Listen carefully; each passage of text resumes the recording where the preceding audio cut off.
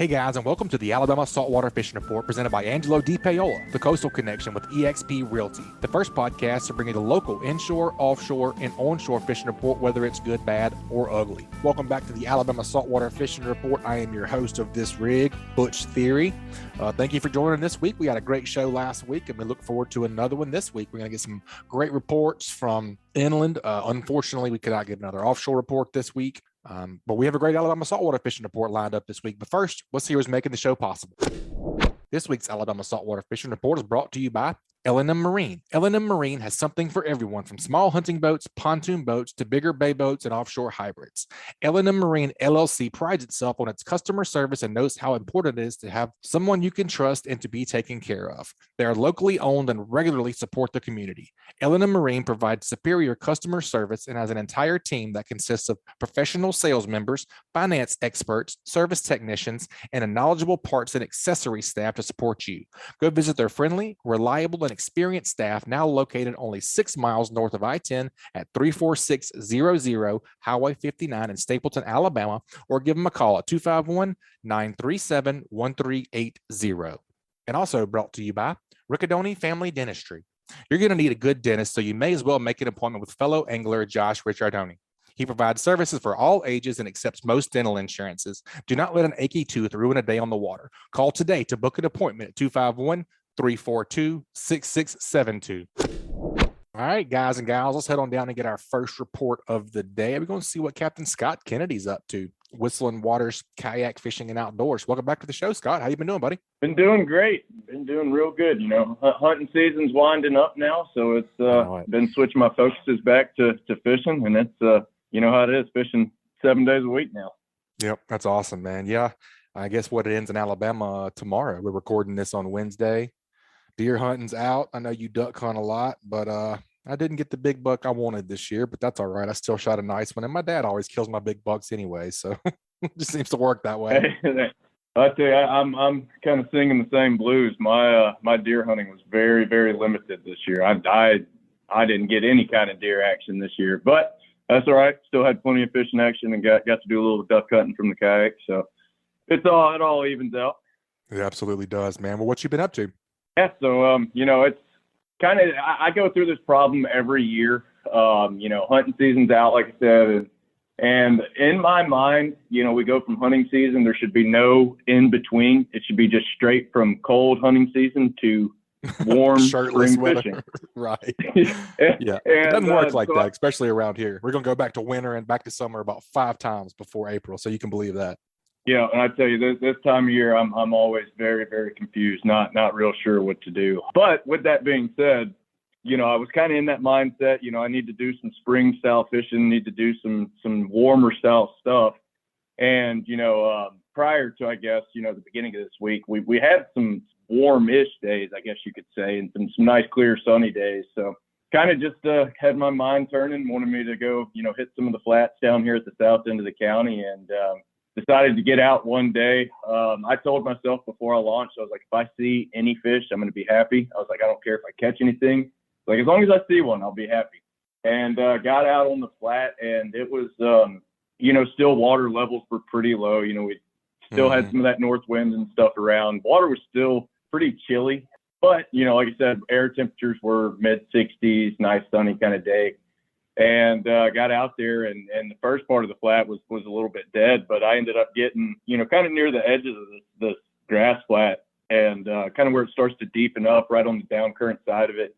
And man, I started seeing redfish everywhere. It was like I saw 1, and then I saw 5, and then I saw 8, and it just kept growing, and it was schools of them everywhere. And you know, I can't say that's every day it's going to be like that, but I've been out there a few times since then, following the same pattern, you know, kind of warmer day, nice, sunny, clear day, and kind of get out there in the afternoons after things have heated up, and I've run into the same thing every time. It's just schools of redfish, and you know, they are definitely still a little sluggish, because I'm assuming they're probably up on that flat trying to warm up a little bit. So that they are a little tougher to get bite. You know, for every 10 fish I saw, I might have gotten 1 bite, but they were, you know, there were still plenty of them that were wanting to eat. So I mean, I spent a lot of time doing that, just getting out sight casting, and anybody that's sight casted can, I'm sure they will agree. I mean, that is about as good as it gets when it comes to fishing. About the only thing I compare it to, and speaking of hunting season a little while earlier, it's when I'm sight casting, I feel like I'm hunting, and then when I see these fish, I start to shake. Like I almost get like buck fever. Oh yeah, for sure. You can't miss your shot. It's like bow hunting. Yeah, so it's I mean it's exciting. So I spent a lot of my time doing that this week. Like I said, the days that have allowed it, we've had clear sunny days. It seems like kind of midday, early afternoon this past week, we've had a good incoming tide. So that's been bringing some water out of the Gulf, some nice clean water, which is good for sight casting. So yeah, I mean I've been doing that. Outside of sight casting, I hit some sheephead a couple of days, some of those colder, rainier, dreary days. And we caught a few sheephead. I wouldn't necessarily say it has been, banner trips on the sheephead, but we've definitely scratched a few out. We just have to bounce around a little bit more, work for them a little bit more. One thing I have done this week with the sheephead that I usually don't do, I'm pretty much, besides this week, I'm 100% fiddler crabs. That's all I use. That's all I really pull with the sheephead. But I have found a few days where they've been eating shrimp over fiddler crabs, and so I've been bringing some shrimp and some fiddler crabs. But other than that, I hadn't really changed up anything other than just moving around a lot and just grinding it out for those. Yeah, rocks, bridges, and pilings, still same old deal. Oh yeah, same old deal. Closer to the mouth of Mobile Bay, closer to the Gulf. Bridge pilings, old docks. Seems like the older and longer a piling's been there, and the more pilings you have in one area, the better. But yeah, just kind of the same routine as always with them. Man, that's great on the sheephead, but I'm definitely not going to let you get out of here without elaborating more on sight fishing from a kayak. We gotta elaborate on that a little bit. Sounds pretty incredible because I've done it from my boat a couple times, and me being admittedly ignorant from a kayak, you're gonna have to walk me through exactly what that looks like. I assume you're fishing. I'll let you tell me. I mean, you said your water temperature was varying a little bit and it was getting up a little bit. I got to get out a little bit yesterday. We were fishing some, a little bit deeper stuff. I wouldn't call flats. We saw anywhere from 50 to 57 as it got, up in the middle of the day a little bit more. So what were you seeing as far as water temperatures, and what are you focusing in on? You said grass, but as far as, water depth, and what are you using? And I know you guys have the bigger kayaks, but do you just stand up? I mean, how do you cover ground while you're standing up? And I gotta see what this looks like, man. Paint a picture for me.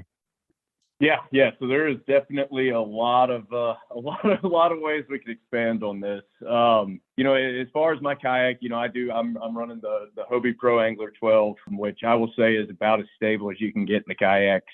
It is. I've been in John boats that are less stable than this kayak. So that allows me to stand up. One thing I'm able actually to do as well is I've got a 50 quart igloo on the back of my kayak that I'm able to stand up on. And when I stand up on that, I'm as tall as any boat, standing on the deck out there. I would say my head's probably, I don't know, a good 8 to 9 feet above the water level. Wow. So that is a big help. Being able to stand up, it allows you to see the fish so much easier than trying to sit down and do it. But kind of what I do when I get to the flat, kind of, a perfect day. And I've had 1 or 2 days this week. Perfect day, you get the tide and the wind working together, or you don't have much wind, so it's just the tide pushing you.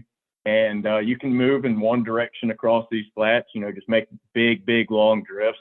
And what I'll do is, just kind of get out there, figure out which way the tide's moving, which way the wind's pushing, kind of the general direction of my aim adrift, I guess you could say. And I will position myself on the edge of the flat, kind of where it will go from, like to speak for some of the areas around like Perdido Key, Orange Beach areas. The flat will start and it'll be anywhere 5 to 6 feet on the edge of it.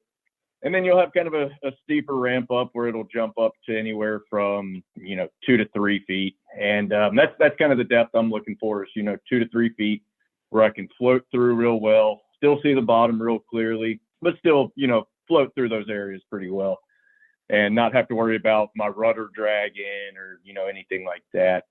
But then I'll just kind of cut flat into a grid almost, where I'll do, a drift down, one section of the flat, and then I'll move up a little bit, drift down that section of the flat. And, I do keep a couple different things. Like I've got, it's actually like a stand-up paddleboard paddle. Ah, that makes sense. That's what I wasn't being able to picture. Yeah, so I keep that within arm's reach. And what that allows me to do is, still be able to stand up and say if I see something just outside of range or something that grabs my attention, and, I can move myself over there pretty quick. I've also got, a stakeout pole, which is just the kayak equivalent of like a push pole for a, flat boat or something. And it's about an 8 or 9 foot pole. And I mean, it's literally set up just like a push pole. And I can kind of do the same thing with that. If I want to get up on my cooler or something and pull around, I can do that as well. But I will say I've kind of moved away from that push pole just because you disturb the bottom a little bit every time you are pushing it. And I feel like with that push pole paddle, the kayak's light enough that you can still maneuver that kayak pretty well with that, that paddleboard paddle. And at the same time, you're not stirring up the bottom or muddying up the bottom or anything like that. Definitely makes sense. Yeah. So like I said, I just kind of hit some grids down it. And, every day is different, at least that I've noticed. Some days the fish want to be in, a foot of water. Some days they want to be in 3 foot of water. So it does help to, work around different depths and everything, kind of looking for, just looking for what the fish want. Like I said, I prefer that 2 to 3 foot. If it's a perfect day, they're going to hang out in that area. But some days, I did have one day, and it did wind up being one of the cooler days. The fish were up in that real shallow stuff kind of in the afternoon. And my thinking is just being up on top of that darker grass in that shallower water. I think that water was just a little bit warmer. Mm-hmm. I know you mentioned what water temperature am I looking for. I can't necessarily say for sure because these shallower days I usually don't run my depth finder or my my temperature gauge on there. But if I had to guess just by touching everything, I'd say that water's probably around low 60s and kind of warming up to the mid 60s throughout the afternoon. But as it warms up through the 70s, it's going to keep getting better throughout the spring. But that's just what I've noticed this week. Did you tell us what your favorite baits? I know you said you like to have a bunch tied on. Did you tell us what your favorite baits were? Oh, yeah. So when I'm sight casting, especially if I'm sight casting redfish, which that is pretty much 90% of what I'm sight casting, I keep they're called Bugs jigs. And basically all it is it's like they get rabbit fur and they tie it onto a jig head, just like you would tie, a fly or something. And then it's got just a small little rubber curl tail on there. But, when it gets into the water, just like some of these, guys that are fly fishing with those fancier flies, it's got a lot of real natural movement to it. So the one I like to use is kind of like a blue crab color. And when it hits the water, I mean, it looks like a blue crab, just a small blue crab kind of flaring up. And that's what a lot of those redfish are on the flats eating, especially this time of year, is they're just rooting around looking for those blue crabs. And, it is a perfect imitation, and that is probably 99% of the time if I'm sight casting, it's usually one of those Bugs jigs. But I do, as the water warms up a little bit, I'll usually keep a top water tied on. And if I'm feeling a little wild, I'll try to sight cast one with the top water. Man, that sounds awesome. Not 100%. Yeah, it's not 100% thing with them. You got to find the right redfish that wants to eat a top water when you're sight casting. But I tell you, when you can combine the two, it's as good as it gets fishing. Yeah, definitely. Like I say, I've done some from my boat, and man, there's nothing like it. I like to use a slick lure whenever I'm doing that, and put it 4 or 5 foot, ideally, past them, and probably what do you say, 8 or 10 feet in front of them. Probably that way you give the bait a perfect presentation right in front of them and kind of get a reaction bite. Man, there's nothing like it. And like you say, it is like hunting, man. You have to make a good shot, or you're going to spook the fish or scare it off. It's pretty epic. Yeah. I mean, finding the fish is only half the battle. I mean, that's right. There's a lot of moving parts in that, but that's what keeps me going back to it. Just anytime you feel like you're figuring out, those fish find a way to humble you. So it's what keeps me going back. I really enjoy it. That's a fact, man. All right, Scott, man, that's a great report. It sounds epic. I need to get over there and do some of that with you. It sounds pretty incredible. I imagine that it's even more incredible from a kayak because you're more up close and personal with them. It's very nice outside today. I think it's about 60. It's beautiful. Sunshine. I got my window open in the studio here, soaking up the birds chirping, and it feels incredible. So I would assume that most people are starting to think a little bit about spring and, uncovering their boats if they hadn't fished in a little while, and kayaks the same. Do you have any kind of maintenance? I know you duck hunt a lot. You talk about, I'm sure your stuff gets muddy and you're always in the kayak. Is there any de-winterization that you do for your kayak? Any routine maintenance, getting your stuff ready for spring or summer whenever you're about to be 7 days a week slammed? Oh yeah. There's a lot that goes into that, and it's I kind of, when I said I was 7 days a week fishing earlier, I misled people a little bit. I did take today off to do a little bit of maintenance. That's okay. And yeah, just kind of transitioning from duck season into fishing season, and I take care of my gear, but I wouldn't say I'm I don't baby my kayaks like a lot of people, especially when I'm duck hunting. And I've been, for a few hours, I've been washing mud off from the Delta and everywhere else. So yeah, a couple things, just routine things I do every year on my kayaks. Like I said, I am running the Hobie kayaks. So we do have the Mirage drives on those. And of, the pedal drive kayaks of any brand, that pedal drive system itself is the most sensitive part. You have to, that part you do have to really baby. And kind of one thing I've done today on all my drives, I've just gone through, all the bearings and everything. I've cleaned them up, make sure there's not any mud, any kind of sand particles or anything there that might wear down the plastic or anything. So I kind of clean those all out. Then I just take some, I like to use Corrosion X or some kind of white lithium grease. And I just go through and all the pencil bearings in the drive itself, I give those a little spray just to keep them nice and lubricated. And then all the chains and everything, the metal chains on there, I go through and put a little corrosion block on those just so they don't get rusty or anything. Make sure everything's tightened up, make sure nothing's loose, nothing's going to kind of rattle loose or anything on me. But as far as the kayak itself, like I said, I spent a lot of time with the pressure washer. I got like one of those little Greenworks electric pressure washers. And it is perfect for kayaks because it's not too strong that it's going to eat into the plastic, but it pulls a lot of mud, all the stains and everything. So I get it nice and shiny. Once I go through there, there's some different sprays and stuff you can kind of put on it to kind of preserve the plastic, almost like an armor all for a kayak. I use the KC Magic spray from it is Yak Gear. They have a spray, and that just kind of revitalizes your plastic, I guess, keeps it from drying out too bad on you, keeps the the chances of cracking and everything down. And then along with the pedal drive, one thing the Hobies have is they all have rudder systems in them. So you got all sorts of strings and moving parts with that. So kind of the same thing with the drive, like to go through, clear all the mud, all the debris, everything out of the rudder systems, what drops it down, where it swivels, everything like that. Do the same thing, go through with some Corrosion X or some white lithium grease that up so it's nice and smooth for me. And just get everything, all of that, nice and smooth. And that's that's a large part of it. Other than that, I like to go through, just kind of do a brief look, make sure there's not any new cracks forming. One way you can do that, depending on the color of your kayak, if you got a flashlight or anything, if you got a darker colored kayak, you can just throw a flashlight in there. If you see some light coming out, there's a pretty good chance you got a crack there. Right. So that's one thing you want to get fixed before you start taking it out. No doubt. It's very, very important in a kayak and a boat as well. You don't want water in the boat. Crack is whack. Yeah. You'll definitely learn that is a big issue real fast.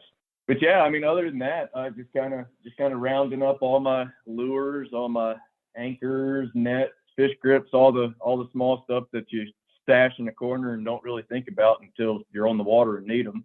Yep. Just trying to get all that kind of stuff situated. But that's compared to a boat, it's a lot less, not having to do near as much. But I guess that's one of the nice things and one of the big draws of kayak fishing is there's far less maintenance. You don't have an engine or anything like that to take care of. So yep, for sure, man. That was an awesome tips. That's a great report, man. We always enjoy hearing from you. If folks want to get up with you and book a trip and get in on some of this stuff while they can, what's the best way to get in contact with you? Yeah, so the best way to contact me is either text me at 251-408-2604, or you can shoot me an email at kayaking.kennedy@gmail.com, or you can check me out on the Fishing Chaos app on Whistling Waters, and that's got all my dates, rates, and availability, everything like that. Awesome, man. Like I said, we appreciate it as always, and we look forward to hearing from you next time, man. Be safe out there. All right. We'll holler at you next time. All right. That's another awesome report. Let's take a quick break and hear from a few of this week's sponsors. That segment was brought to you by KillerDock. As anglers, we put a lot of time, money, and passion into fishing, but most of us do not have a fish cleaning station that we are proud of. Many of us are suffering from dock dysfunction. A rotten table with rusty metal, this is just no good. But the dock enhancement that we've all been waiting for is finally here. KillerDock uses marine-grade aluminum to make fabulous fish cleaning tables and stunning canopies that will keep us out of the sun. KillerDock combines durability, function, and design to uniquely upgrade your entire dock experience. Visit KillerDock.com to see more. And also brought to you by Fishbites. Since 1999, Car Specialty Baits, Inc. has been busy revolutionizing the fishing industry with their game-changing brand of baits and lures called Fishbites. Check out the full line of scented saltwater and freshwater baits at fishbites.com. All right, for our second report today, we're going to head on down and talk to my partner, Joe Baya, at the Northwest Florida Fishing Report. We're going to get an update from Nate Roman with Fishbrain. We're going to talk about choosing the best time to go fishing. What's going on, Butch? Oh, not too much, man. Enjoying this beautiful day in South Alabama. How about yourself? Doing good, man. These bluebird skies making me want to get out on the water. I'm starting to feel that switch in my brain. I'm starting to quit thinking about deer as much. I'm starting to think more and more about fishing. No, you're not. You're thinking about them gobblers. I know what you're thinking about. I mean, they kind of go hand in hand, you know. This year, my goal is to kill a turkey and catch a cobia on the same day. So I like it. I've come close a couple times, so we're gonna shoot for that in 2022. I'm in for that.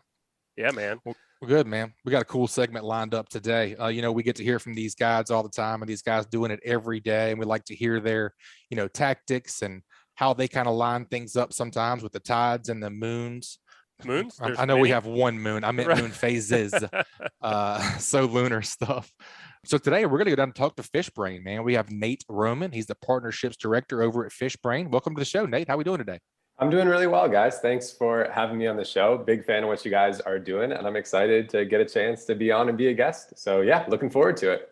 Us too, man. We're definitely getting looking forward to hearing about Fishbrain. So, man, tell us a little bit about Nate and tell us a little bit about Fishbrain as well.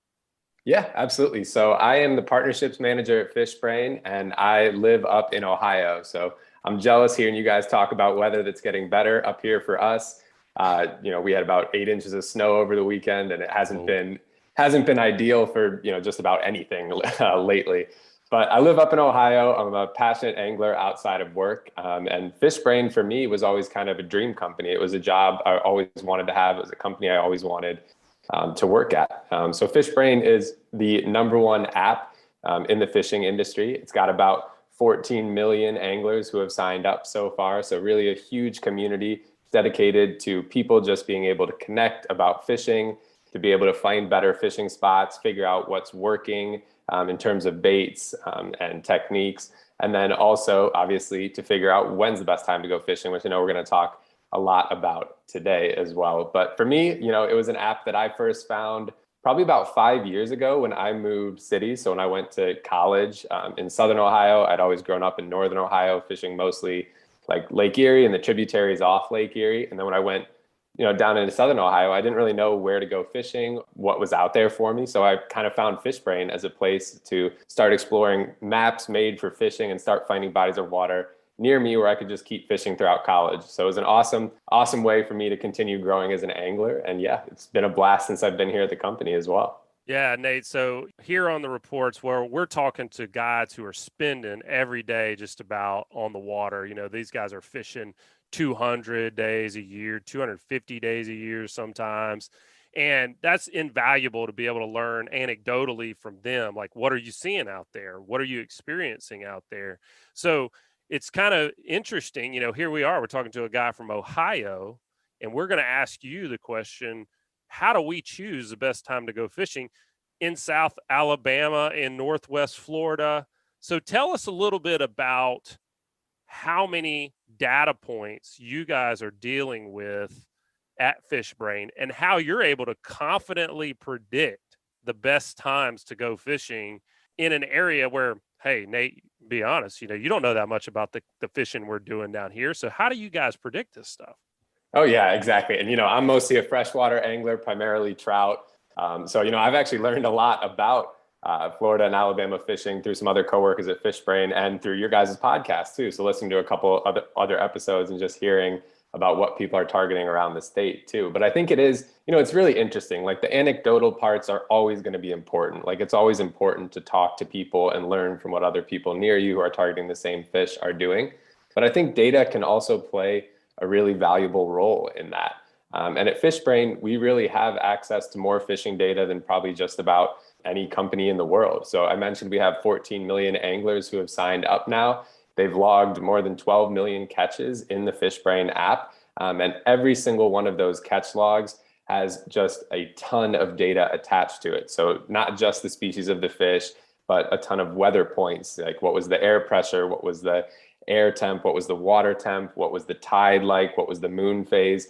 All of those data points are automatically attached to every catch that's logged within Fishbrain, which then gives us a chance to start looking at that data and making predictions based off it, seeing what factors influence successful fishing trips more than others, and really to break it down species by species and region by region, because that's really important too. Like, we might, when we talk about cold weather and you talk about cold weather, it's going to be completely different. And it's the same thing for the fish. So it's not very helpful to just draw general predictions across the entire country, but we're always making sure to look at that data very regionally specific, and then also for specific species as well. Man, I got to take you back to something you said. You said you got 14 million users and you got 12 million entries. I mean, you got 2 million people who are really terrible at fishing. Not so much terrible at fishing, I would say, but just using the app for different reasons. Because, within the app, there's the social feed. So when you log a catch, it goes into the social feed. And then there's also the map where people spend a ton of time just exploring the bodies of water near them, seeing recent catch reports and things like that. There are some people who use the app every single day for years and years, and they never log a single catch because they just, they don't care. They're still like, I'm not telling them. No, That's right. I don't observing right. From a 50,000 foot view. Yeah, exactly. So some people aren't necessarily as involved in the social community. Some people are very involved in the social community and are logging more catches. Some people log catches just for themselves. And I think that's another important point you brought up too. So whenever you talk about data, and catch locations and things like that, I know it can be very polarizing. Some people will walk you straight to a spot and tell you what bait they were using. Some people blur the background out of every picture and tell you they caught it in the water. I know that people have different approaches to that, and we really encourage everyone to take their own approach to it. So whenever you're logging a catch too, you control your own privacy settings. We're not ever going to burn your spot. You can set it to private if you want. So I keep a lot of my favorite trout spots completely set to private. But then if I log a spot in somewhere that I think is pretty well known already, I'll flip it to public as well. If it's a spot I would recommend to someone just getting started out or anything like that. So I vary a little bit from catch to catch. Some people make everything public. Some people keep everything private. All is fair game. So, it's completely up to the angler on that side. Very cool, man. So just curious, take you back to what you're talking about, your location. How specific of a location are we talking about? Are we talking about, the coast? Are we talking about the bridge at East File River? Are we talking about Dauphin Island? Are we talking about Mobile Bay? How specific does this data get, Nate? Yeah, so this might be an answer that comes up a decent amount throughout this podcast, but a lot of times we're talking about, it depends a little bit. And when we're talking about data models and things like that, just to call it out, these aren't things I'm building. I'm on the partnership side. We've got a great team of software engineers and data engineers who actually build out a lot of the models that power these predictions. But when we look at that too, basically we're trying to find a region where we have enough data for predictions to be significant. So, in some cases that might be a very small park pond that's heavily fished, and there's hundreds or even thousands of largemouth bass logged in that pond. And then we can draw pretty accurate bite time predictions just for that one little area. If you start looking at species that aren't as commonly caught, or maybe more expansive bodies of water, things like that, sometimes it takes a little bit of a larger area to get the right mix of data points, basically, to have accurate predictions or meaningful predictions on that side. But it's not something, obviously with that many catches, there's never going to be data from me up here in Ohio affecting your data down there in Alabama, because the predictions are going to be completely different. Times of years, seasons, what we consider cold water, warm water, all of that is completely different. So obviously we kind of split that out based on what helps us make a meaningful prediction for you. Sure. That's good to hear because, we've learned this from different articles we've produced over the years, especially, and I like to go back to use the example with crappie. A lot of people want to know, when do crappie spawn on the freshwater side? That answer is it depends on the body of water, and that can vary just based on the average depth in that body of water, because guess what? If it's deeper in one body of water, the water is going to warm more slowly than a shallower body of water. So what does that mean? That water temp is going to get warmer faster, and that's going to cause those crappie to spawn earlier than it would be in that deeper reservoir. So it is very different location to location. What about factors, though? You mentioned a little bit in the beginning that you're looking at these different things like the time of the day, the weather, the tides, so lunar influence. When you're thinking about your algorithm, what factors go into it, and what do you guys feel play the largest role? Are there any that are heavier than others? In timing? So, like, is it like if I had to choose one thing, and I don't know how your algorithm works, and you probably wouldn't tell me if I wanted to know exactly how it you worked, wouldn't know what it meant anyways. But I'm just thinking, if you said there was, all right, time of the day has an influence, the barometric pressure has an influence, and so lunar has an influence, and each of them are 20% of the equation or something along those lines. Is there something that weighs in more on the actual time to choose? Yeah, so that's a lot to unpack there, but we can kind of dive in and first just start talking about what we call bite time in the app, and then weather forecasts as well. So we do have both within the app. Like, let's say you're exploring, the Fishbrain map and you want to go fishing on one specific day, or, you're looking at the next week and trying to pick out a time or things like that. There's a weather forecast. So that's just a pretty standard, like, week-long forecast. You can check out the tides that are coming up. You can check out, highs and lows for different days coming up, things like that. There's also the bite time prediction. So bite time is what you're talking about when you're talking about that real, like, data processing and that algorithm model on that side. So for bite time, a lot of factors go into that. So sun altitude and angle, moon phase, temperature, air pressure, humidity, wind direction, speed, all of those factor in and play a role. But for all of those, what we're doing is we're taking a look at the natural parameters, those natural parameters in relation to all those different data points to figure out what's having a positive influence, what's having a negative influence, and what influences might be the result of just some biases in how people fish. So we know, just because the most catches are usually logged at Saturday around noon, that doesn't mean that Saturdays are a better time to go fishing. That just means more people are free to go fishing in the middle of days on Saturdays. So it's first looking at what has a positive influences towards catches being logged, and then starting to take a look at, how do we account for some different biases in the way people are fishing and logging their catches and things like that. Ultimately, though, it's always focusing on the specific region and the specific species, because each of them is going to get their own model, and each of those different indicators and those different natural, basically natural conditions are going to affect different species in different areas differently, like you were mentioning with the crappie example as well. Sure. Man, I got to bring you back to sun altitude. What in the heck does that mean?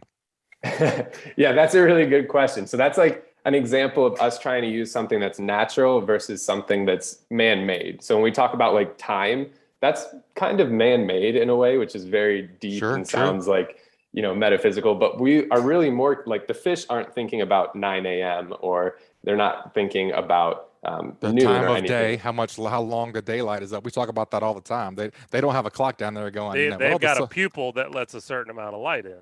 Exactly. So they're not looking, cool. They're not wearing watches. They're kind of reacting based on the angle of the sun to the water, how much light is actually getting into the water. So that's why we look at things like sun altitude rather than the time that's on your watch when you log that catch, just because it's more important to the fish that way as well. And obviously cool. there are variables that we can't look at or that we haven't been able to account for yet, I would say. Some of those are looking at like things like angler skill. That's an important one, obviously. Right. Butch is in one of those 2 million people, by the way. That's right. Can't catch anything. Can't make any data assumptions based off of Butch's catch log, but I digress.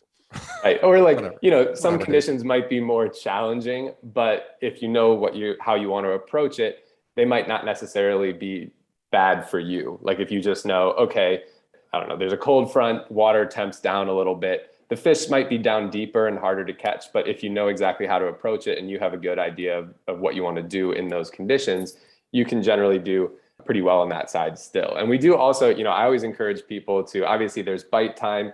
You also have within Fishbrain, as you start logging more and more catches, you'll build up a personal logbook. So that logbook lets you unlock data insights into your fishing specifically. So you can start seeing when I'm really successful for a certain species and what, not just what we predict based on all this massive amounts of data, but based on your fishing logbook and your personal journal, basically, of all the catches you log, what conditions are really successful for me as an angler. And I've learned a ton of really interesting things I didn't know about myself and my own fishing by looking at my own logbook that way too. Very cool.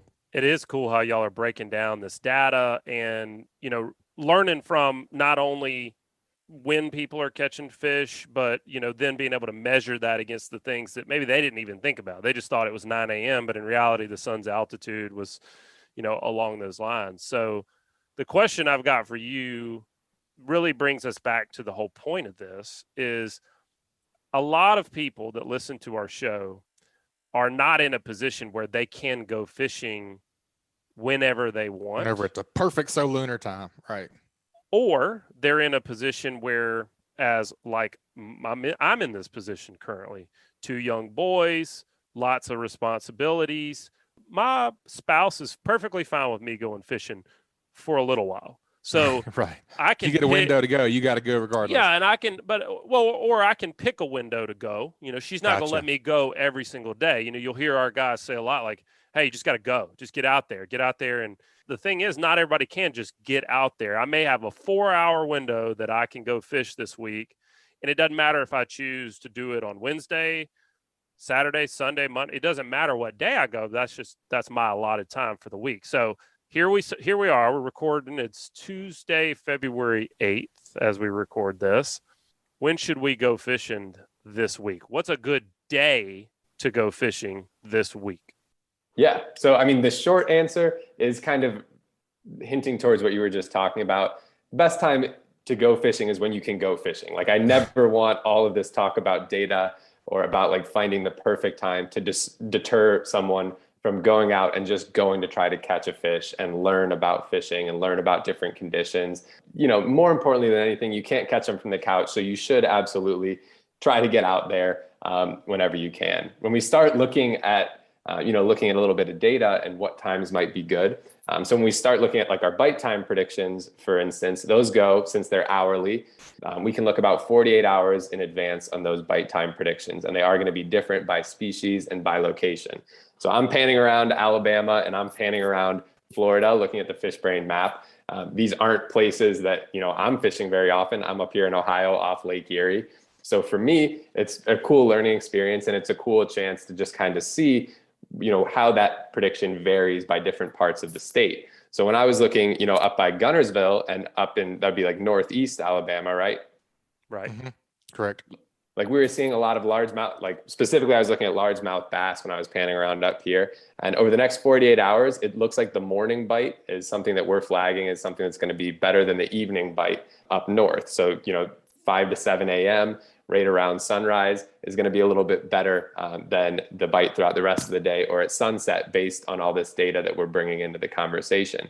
When we start looking down further south and getting closer to the coast, we were actually seeing the complete opposite.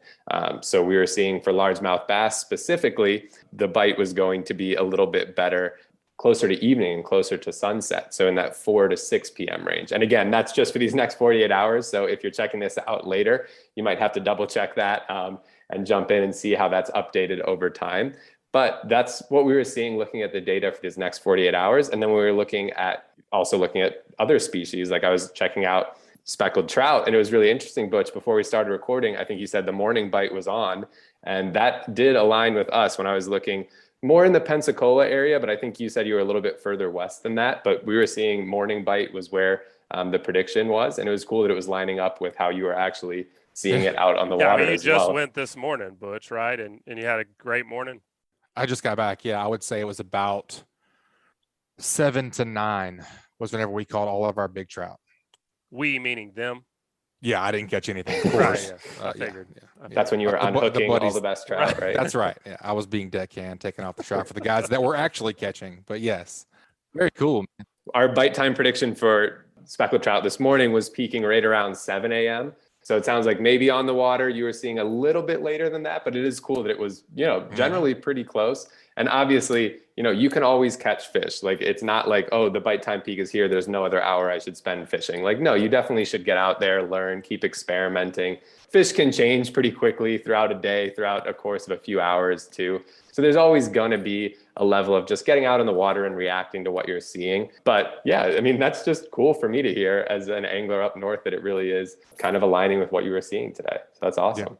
Yeah, very cool, man. So whenever you're looking at the Fishbrain app and you're, like you were just saying, you comparing, figuring out which time is the best time to go, does it tell you why it's the best time to go? Like, what's lining up in that time slot?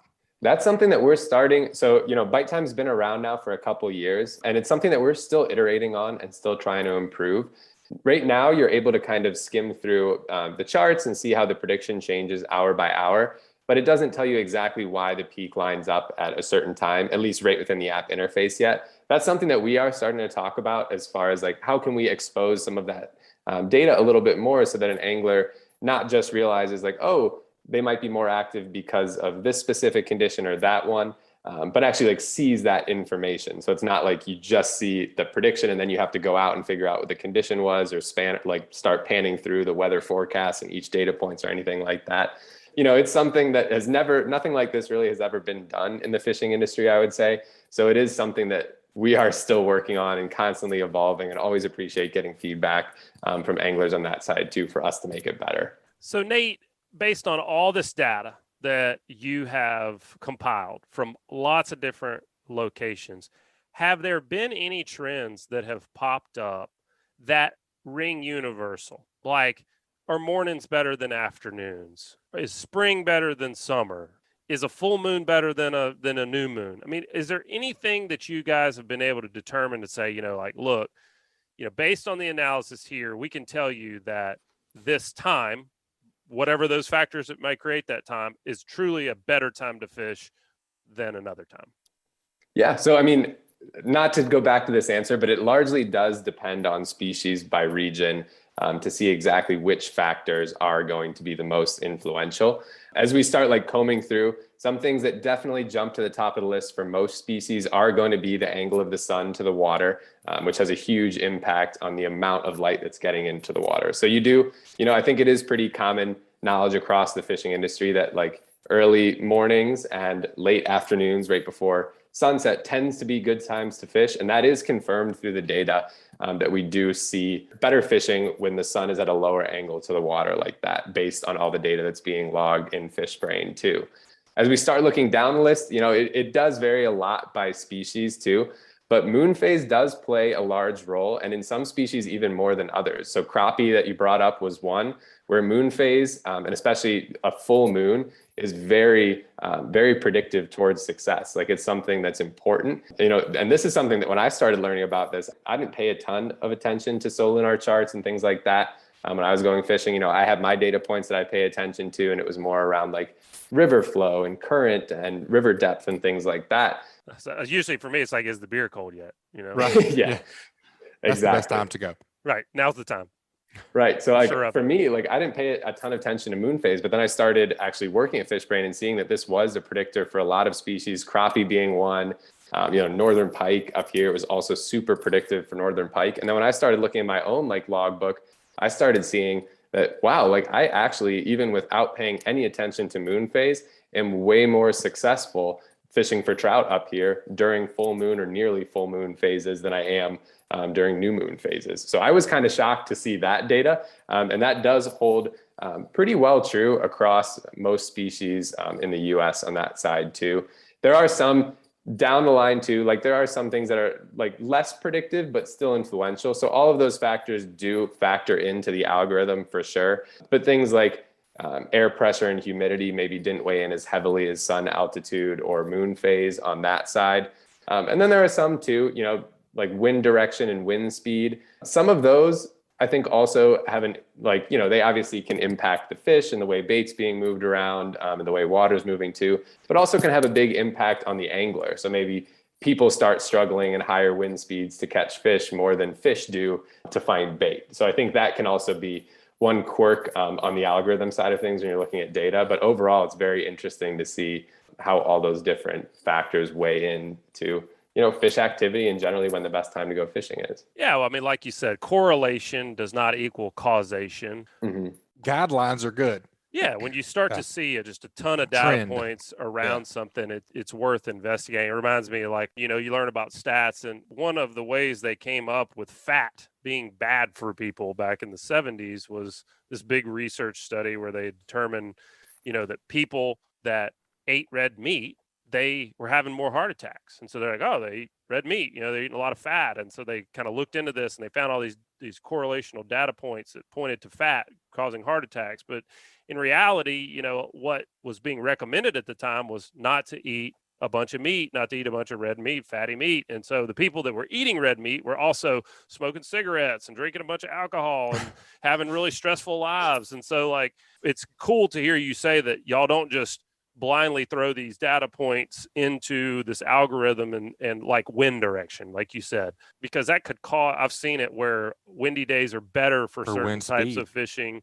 or wind speed. But like you said, it's really just affecting the angler, not so much the fish, and maybe affecting also, we talk about this a lot, how to fish wind, and how our really good guides, they don't just decide they're going to a spot today. They look at all these factors and they decide today would be a good day to fish this spot because of the way the wind's going to be setting me up to make long casts and all those kind of things. So it is really cool information. It's fun to look at those big data trends. This is something that anglers have never had access to, in the grand scheme of things, to be able to do this.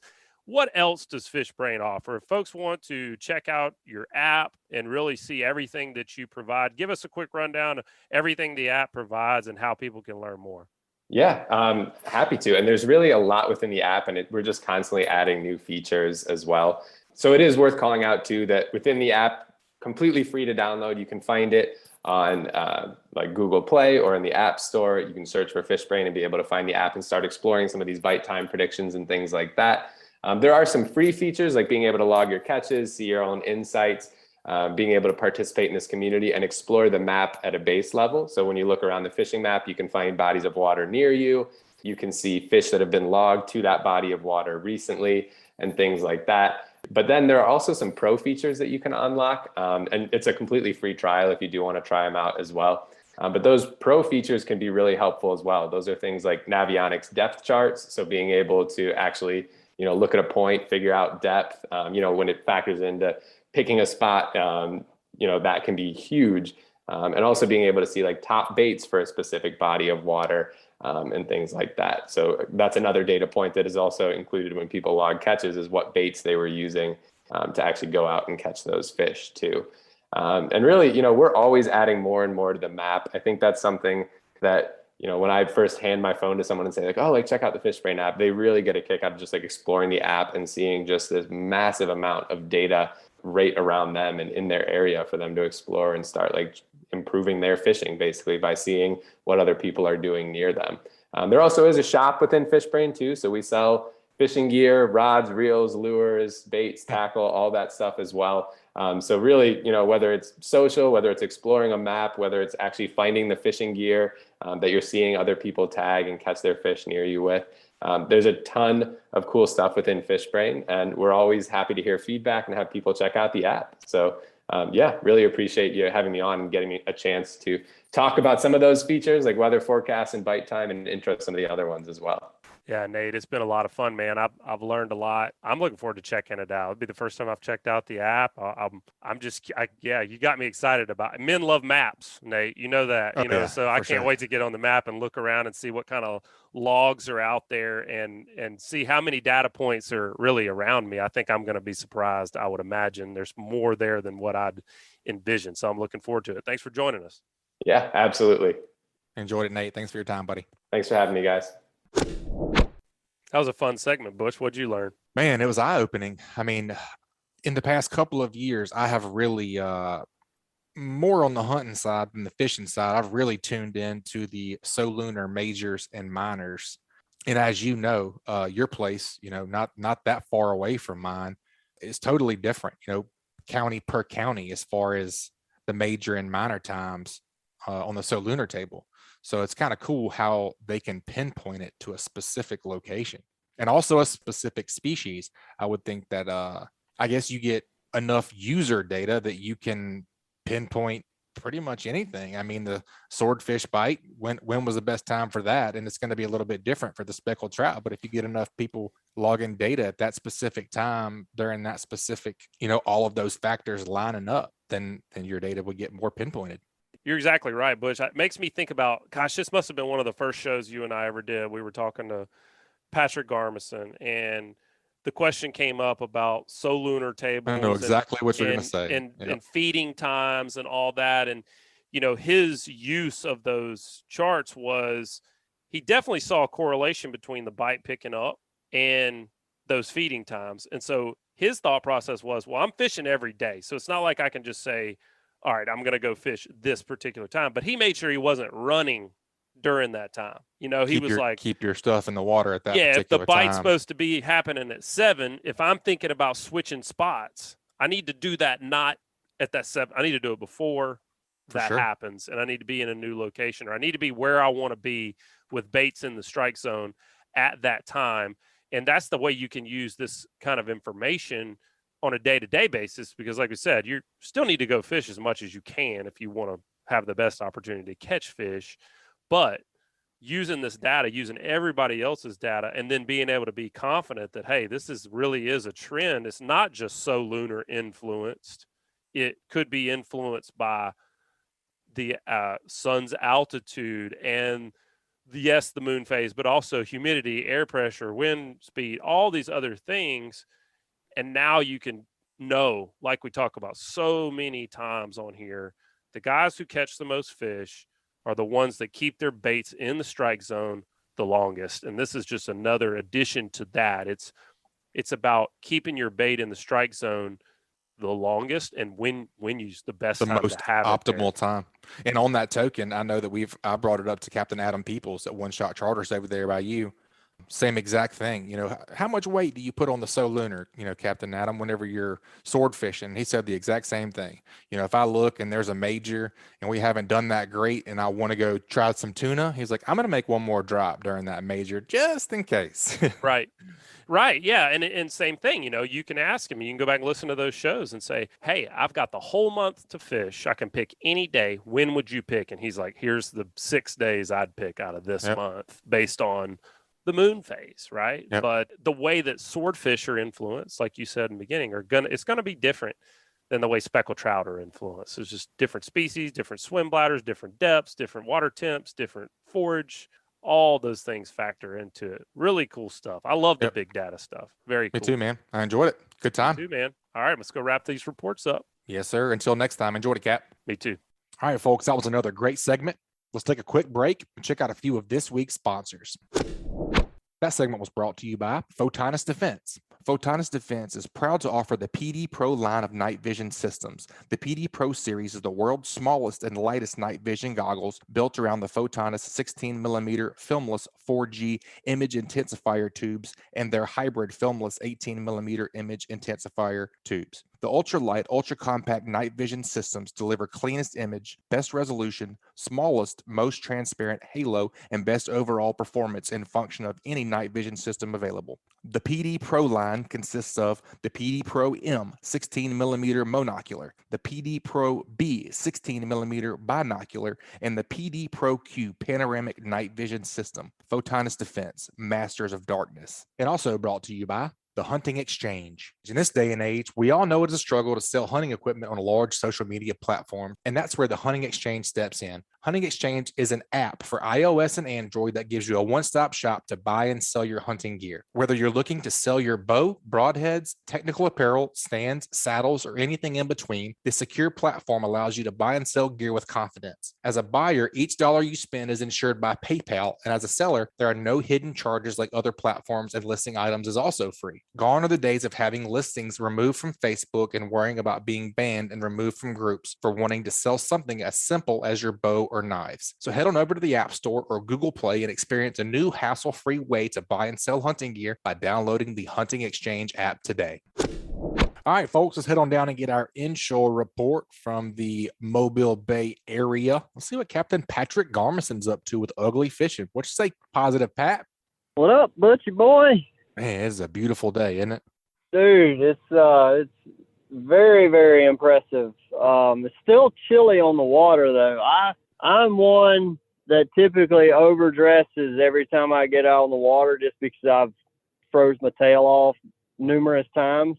And yet I did it. I had a middle of the day charter today, kind of unusual for me for that type of deal. But anyway, it kind of fit into my schedule, my customer schedule. So we had a midday trip, and I left out a little underdressed and was a little chilly every time we were making a move or whatever. So my rule of thumb is always dress for it to be 20 degrees colder, and I dressed as if I were standing on land and I was cold, So and I was wishing I was dressed for 40. You broke your own rule, basically. Hey, sometimes we do that. So hey, just like in the Winter Classic, I didn't even take my own advice on how to catch fish during the Winter Classic. So there's that. You should have listened to the podcast, man. Yeah, that's what I need to do. I need to listen to the podcast with a fresh set of ears. That's right. Remind yourself what you need to be doing. Goodness gracious. Well, that's fun. What you been up to? Just kind of walk us through what you've been up to. I know you guys have I think it's number 4 bog this weekend, right? Number 3 bog. The 4th one will be in March. Gotcha. Okay. Yeah, so I haven't been just burning the water up because this is kind of my time of the year to get caught up on things, just from little side hustle business stuff that I've got and sponsorship stuff and cleaning this and straightening that. Anyway, this is a good catch-up time of the year for me, especially on those windy days. But I've gotten did a little sheephead mission down on the south end of let me back up. It wasn't necessarily a sheephead mission. I had a group that booked me. They were on Dolphin Island. The conditions looked good for us to get out in the Gulf and out in the bay and all that. Did a little bit of trying to catch some trout around the island, caught a couple, and just never got on anything that just was like that I felt comfortable guiding. I think if me and a buddy were there, we probably could have really slowed down and picked up a handful of fish, but it was nothing. There was nothing exciting, and there wasn't a whole lot of bites, so I didn't stick around for my charter. Right. Moved around, checked out some structures, looking for some sheep, looking for some redfish or anything in between. Really no love around like the docks and stuff for me. I did see some guys in some smaller boats and stuff kind of doing the similar thing. I didn't see much action from them. Maybe they were sliding one in here or there. We went out front, went out in the Gulf. I felt like I was marking a decent amount of sheephead, about 20 feet deep. We caught a couple. I think we caught 3 or 4 altogether. Saw some flashing up on the surface. So there's some fish starting to push out into the Gulf. But I just think the water temperature is still a little cool. Still a little early for that. It was 61 degrees in the Gulf, so the water temperature out there is considerably better. But I think what's going on is the water temperature in the bay being like, in the mid to lower 50s for the last several weeks now. I think a lot of those fish that would generally be pushed out into the Gulf are just, their metabolism slows down. They don't cover as much water as far as going from one place to the next. So I think we're going to see that bay structures. Those fish will probably start firing up a little bit better as the water warms up in the bay and in the rivers. And then as that happens, it's also going to trigger a lot of them to shoot out into the Gulf, and you'll start seeing those passes and stuff where they're going to move from the bays out into the Gulf or out from the, like in the Sound and stuff like that. Anywhere where you're going to have these movements of where it funnels these fish down, I think you're going to start seeing them feed a lot better here in the coming weeks, especially as we've got some nice weather, warming trend per se, and water temp should follow up. One thing I was hoping to find when we went on the south side was I was hoping to find maybe some bull red schooling or anything like that. And water is a little bit dingy and a little hard to see. If I could actually see schools of fish, I definitely did not put my eyes on any. And we did a lot of looking with the side vision, just kind of slow rolling down sandbars and stuff. And I never saw anything to cast at. So I was a little disappointed there. And then, let's see, then a little bit of trout fishing in some tidal rivers. Man, I'm such a slick lure nerd now that it's like I'll try little lures or different lures from time to time, but at the end of the day, I'm still getting most of my bites and most of my fish on a slick, kind of regardless of what I'm seeing water temperature wise. And if I've found fish in 4 feet of water in 4 feet deep in 51-degree water. And then there's been times where I've had to slow it down and get them right, basically scraping the bottom, 6, 7, 8 feet deep, and it's 56-degree water. So, yep, I saw that yesterday too. I got to get out. I got to get out and do a little fishing, and I'm the same way, man. I'm super hard-headed with the slick lure. I'd rather catch 5 on a slick than changing out to a paddle tail every 5 minutes. Other guys on the boat were using a bunch of other stuff, and I just kept with the slick. And man, I was a little bit slow to start in the morning. They got me a little bit on the grubs, but then I kind of stuck with it. And I'm very hard-headed whenever I fish the slick. I don't like to alter my technique very much because I figured out a little bit of kind of what works sometimes. But yesterday I was not up to par. I was feeling like I was getting left out of the bites. So I really started, you know how Richard works that thing. He looks like I don't know what he looks like, a meth head on a pogo stick whenever he's working that slick lure. So I started really, isn't it? Yeah. So I started really exaggerating it and giving that lure a lot more water movement in the water column, and man, it really made the difference. I started whacking them, so that was something interesting that I learned. That's kind of my trouble with the lure is when to really drastically change that cadence. It seems like I can get away with my cadence that I typically just a slow reel with a twitch or a one hard twitch or whatever. And then there's those times when it's like you got to get more erratic with it, right, is the best way I describe it. And I almost need someone on the boat to do that and find that bite for me, because I really struggle to break my cadence whenever especially if I'm getting a bite here or there. Like I feel like I can't change it at all, but that is often the lessons learned in the slick bill. Yeah. That's exactly what happened to me yesterday. Well, you located your trout for the bog this weekend? Oh no. I'm gonna put some time in tomorrow, being Thursday, and then I've got a guide trip on Friday. So between Thursday and Friday, we'll see what we can dial in on. But we'll see. I don't have to. Me and Coop missed the January one. We fished the December one, did not do very well. I think we were like 10th or 11th place or something like that. And it looks like we're probably gonna have to miss the March bog now, because his baseball open weekend is that day. So dang, this may be he and I's last bog for the year. So we've got to try to just shoot for the win. Yeah. Oh well, it's all part of it. It's fun. Yep. Other priorities as well. That's right. Well, man, what else? About redfish, I know you talked about it a little bit, but I know the sheepies have been around. It's a little early for those rigs, like you were saying, but that should be, popping off anytime. Yeah. So the redfish, I've just kind of dabbled in red fishing here lately, but typically in the wintertime, I just seem like I get redfish as some incidentals, and those incidentals lead me to, hey, slow down a little bit and change some things up and really dial in on the redfish.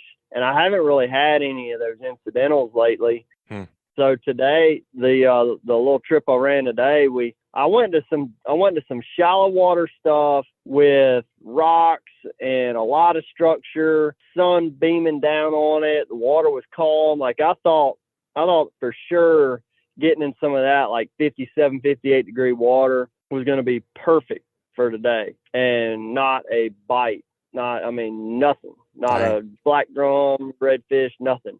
Moved around, ended up fishing in the rivers over here off of Weeks Bay, and just slowed way down, putting some shrimp on the bottom, and finally got a fish to bite. And it was a redfish. Had a real nice, the kid caught a 29-inch redfish and followed up with a few more redfish off the same dock. But we fished, I don't know, probably drop baits, popping corks, and shrimp on the bottom at probably 8-10 spots or so, and only had one specific spot that had any fish on it. So dang, redfish. A little sad.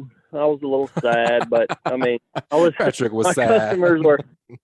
My customers were happy that we were able to produce a few fish. That's all that really matters. And it worked out. Yeah, it worked out. So I hate putting a grind in like that and just having a couple, but definitely better than none. For sure. A couple of those big redfish will make the trip too, especially when you got a young'un pulling on them. Absolutely, man. And this fish, the big one, pulled around the piling, and he had to go under the boat 2 or 3 times. It was a very good fight. Yeah, very good fight. So it was well worth it.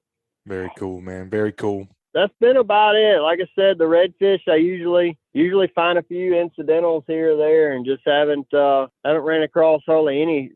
We caught a few during the Winter Classic, and practicing for the Winter Classic, but that's kind of those are probably the last incidental redfish I've caught in a while. So, but my anticipation is as we start seeing this water warm up, we'll start getting a lot more opportunities. And I know the guys that fish shallow water, there's a lot of very shallow water options out there as far as if you really want to get skinny and slow down and probably be able to sight fish. But I haven't put myself in those sort of areas here lately. So yeah, might be something on my horizon in a week or so. Yeah, heck yeah. All right, Patric, I know that you said you hadn't done a whole lot of scouting for those old speckled fellas this weekend. I know you got a tournament, but if you were a recreational guy, kind of walk us through what you would look at this weekend. What's it looking like as far as a forecast goes? That's a great question, Butch. So looking at the tide, sitting here, let's see the closest tide chart for where I'm close to. It says point clear, 758 low tide. So looking at that, it tells me that it's gonna really behoove me to be on the water at daylight, if not a little bit before, so I can catch a little bit of that falling tide through the tide bottoming out and it's starting to swing back in. So that would tell me that, say, probably 6:30 to, I don't know, probably around 10 o'clock would be kind of the peak of when I would expect fish to be biting. And then cross-reference that with the moon phase and the major feeding period. I'm looking at it, major feed period is 7:25 to 10:25. So you definitely, by just looking at the best information given, that's probably when the best bite and very likely the bigger fish are going to bite during on Saturday morning. So I would not be sleeping in, waiting till the old 0900 to be launching the boat. I don't think you want to slap the snooze till 7:30 and be launching at 9:30. So you might be missing the whole thing. That's right. That's what it So sounds it like. all could, the whole tournament could all go down, be whoever's dialed in on the right bite, but by 10 o'clock. And then after that, it could be a struggle fest the rest of the morning. We do have a major or a minor feeding period from 1 to 1:13 to 2:43. So you may get some action there towards the end before you have to, if you are fishing the bog, before you have to go to weigh in. So that's something to consider if you're struggling yet you feel like you're around some fish, you might as well stick it out in that zone at the last minute and catch that minor feeding period. But this time of year, I find that major is a huge influencer on quality of your bite, both quantity and quality. Yep. So you definitely want to try to be in your best position. Probably, I mean, it's seriously from sun up till all the way through 10 o'clock. Yeah, as early as possible, for sure. It sounds like it's all going to be over but the crime by 10 a.m. You know, that's generalizations as well. I do think there's a lot to that so lunar thing for sure. Yeah, and I mean, if you get around a big enough school of fish and there's just, you just put yourself around a lot of fish and not a lot of bait, can often get them fired up kind of throughout the morning, throwing lures at them. You know, if you get one or two to bite, and this is where it's very advantageous to have a partner or a buddy or whatever fishing with you, is if y'all kind of keep changing things up and somebody gets a bite to fire up. A lot of times, if you just get another lure in there, similar profile or whatever, a lot of times you'll get some of this double up action, just because one fish feeding will get some of the other fish in the school interested in feeding, despite it not being like in that quote unquote feed period. Yep. But that's a lot of what you're going to see this time of year. I mean, there's a lot of areas that do not have a lot of bait right now. And if you can locate a school, I was in Dog River, I think the week after the Winter Classic, and we were almost casting at the schools as we were seeing them on the side scan or side vision of the Ray Marine. Like, I could see them. We were drifting along, and I'd say, "Oh man, look, there's a school of fish off the port side," and I could see them. I'd have my guys cast over there, and not to say they were like throwing over and doubling up or anything, but somebody would just about always get bit. So you get around the fish and you see them, and you think you see them on, whether you're good with side vision or not, just paying attention to it could lead you right to making a cast in the right spot. Yeah, worth a check anyways. Oh, absolutely. You drag a lure through a school of a couple hundred fish that's just kind of meandering up or down a river, then it's very likely you're going to get bit. Yeah, pick out that big mama. Man, that's right. That's a great report. That's a bunch of great tips, man. I wish y'all good luck this weekend. If folks want to get up with you and book a trip, what's the best way to get in contact with you? Best way is visit my website, uglyfishing.com.